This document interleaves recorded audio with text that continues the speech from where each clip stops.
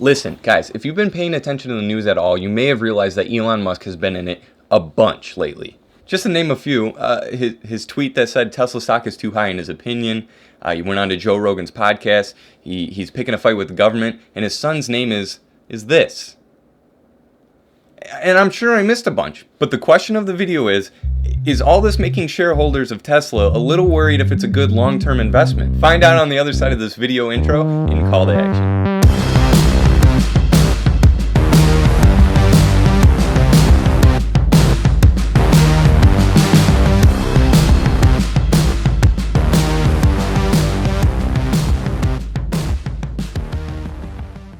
Alright, welcome back everybody. My name is Sean Lucas, and today we're going to be looking at the timeline of the events of Elon Musk and Tesla in general. But first, if you are new here, don't forget to hit the subscribe button. It helps out small creators like myself out tremendously, and it's free. Secondly, if you like this video, don't forget to hit the thumbs up. It lets me and the YouTube algorithm know that I'm doing something right and more people should see it. And lastly, if you have any thoughts on these situations, let me know in the comment section below. Alright, let's get into it.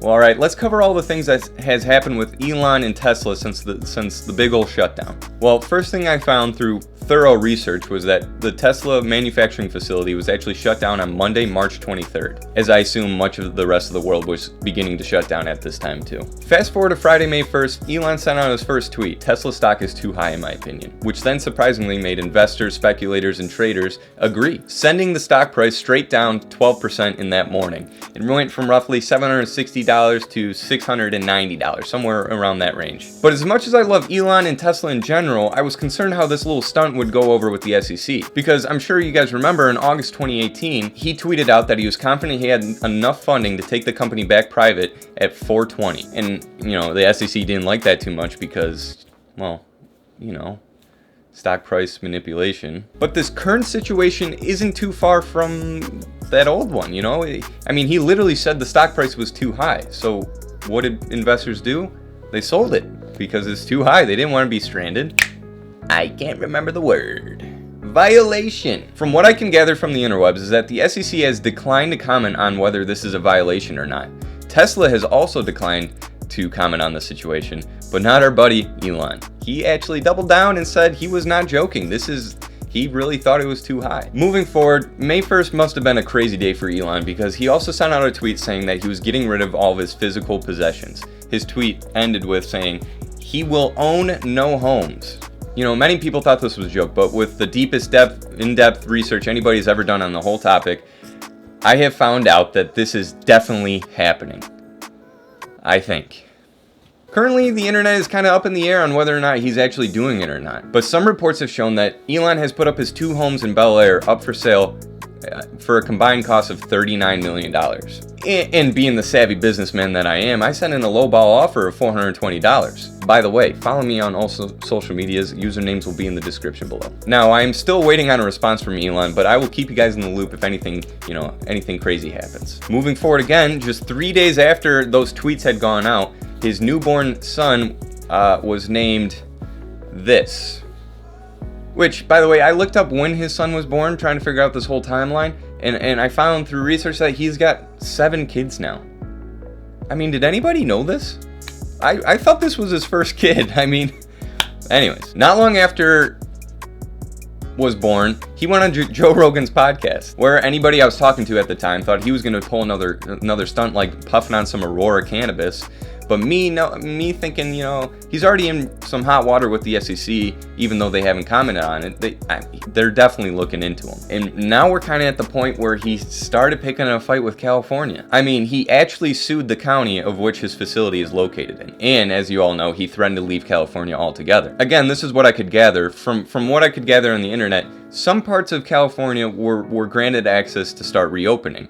However, exactly where Tesla's manufacturing plant is located is just outside the boundaries of where it was okay to start restarting. Now, obviously some time has gone by, but during this time of uncertainty of Tesla's location, I thought it'd be cool that the car company that is literally changing the game would move back to where the game began, Detroit. And I know, Detroit isn't, appealing to many people anymore, but think about it. That would have been like a a huge power move. However, they did start the plant back up. I don't know, it might have been yesterday or the day before, but California was basically saying, you know what, you are too valuable to lose. So please stay here, Mr. Elon Musk.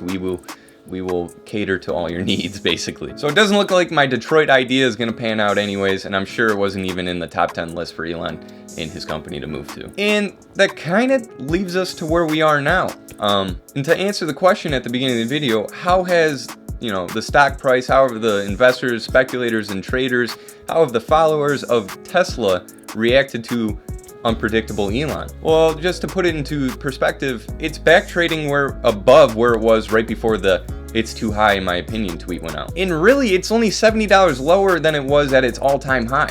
So this is unbelievable to me. Which, look, listen, I've said this before and I'll say it again. I love Tesla and I wish I had one. Actually, last summer I was looking to get one, but there were not that many charging stations where I live, and I still had 1 year of school left, and there wasn't any charging stations there, so it just didn't make sense, But I think Elon is very smart, and I think the company is somewhat of where the world is moving towards. And if it's not where the world is moving towards, it's kind of where it should be moving towards. I just wish Tesla stock wasn't such a hype stock where it could have $100 swing in price in a day or two, because I do believe in this company.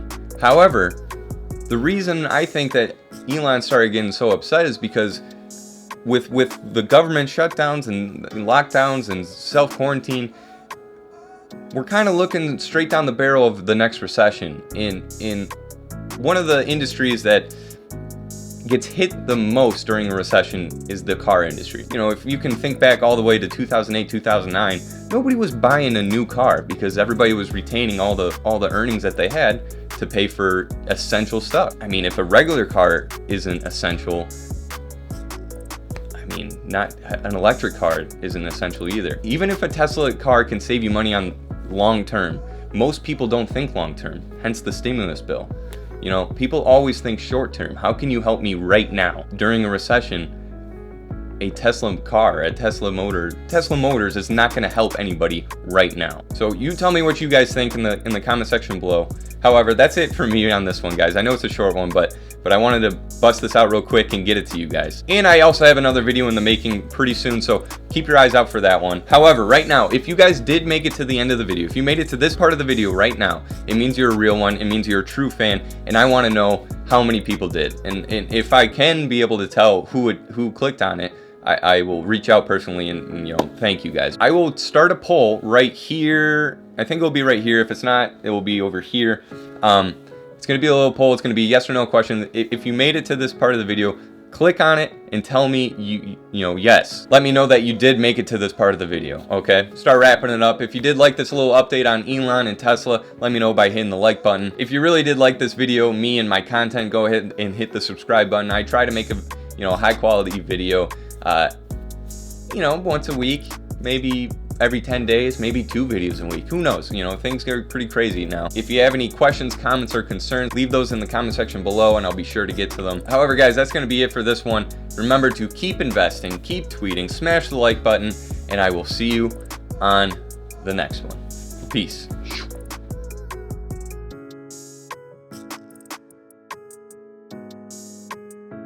By the way, tell me if you guys like this. I got a light over here, I got a light over there, I got a backlight, I got cool color light, and this video should be way better quality than my previous videos. And I finally figured out what happened. I looked at the owner's manual of my camera and figured out that my aperture. I always knew my ISO was too high, but the thing is that if I turned down my ISO, it was not good because my aperture was still high and leaving the f-stop or some camera stuff that I'm not really too sure on. But I got everything lowered, which means I have a better picture quality. And also, iMovie had a glitch where if your first clip imported to the timeline wasn't in 720 wasn't filmed in 1080, then the rest of the whole video was going to be whatever was that first clip that got put in. But I think I got it all figured out. Let me know. Thanks for watching, guys.